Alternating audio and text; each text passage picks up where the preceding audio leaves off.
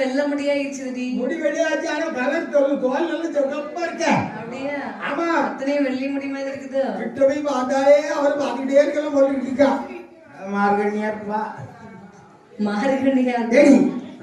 ஆமா உனக்கு என்ன தோணுது? எனக்கு தான் அவர் மத்தியில ஒருத்தர் போறாருல்ல.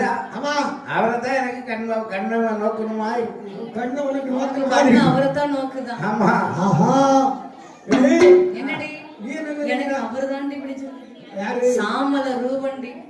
அவர் நெற்றியில வைத்திருக்கிறாரே செந்துர பொட்டு. ஆமாம்மா. அந்த பொட்டு அழகுதான் என்ன. கண்டிப்பா.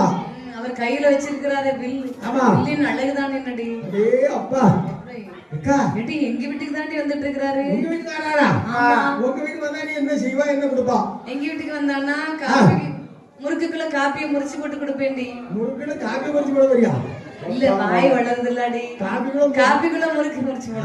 அழகா பார்த்தோம்னா உன்னால சொல்ல முடியல என்ன. ஆமாடி அவள அழகுல மயங்கி இருக்கேன்டி. அக்கா சரி நீ சொல்ற மாதிரி சரி வா வீட்டுக்கு வந்தா நீ காப்பில முறுக்கு முறிச்சு போட்டு கொடு. ஆமா சரி வா வீட்டுக்கு வந்தா நீ என்னடி கொடுப்பா? ஈஸ் கொடுப்பேன். ஈஸ் நாத்த முடிஞ்ச ஏண்டி பண்றவியா? பொக்கிஸ் கொடுப்பேன். பொக்கிஸ் கொடுப்பாங்க. எல்லாரும் ஒரு நாளைக்கு ஒரு நேரம் விளக்குவாங்க, பல்லு 2 நேரம் விளக்குவாங்க. என்னன்னா 6 நேரம் விளக்குறாங்களா? பல்லு எங்க இருக்குது 6 நேரம் விளக்குறதுக்கு? செட்டை கட்டி கட்டி விளக்குவாங்க. அப்படியாடி?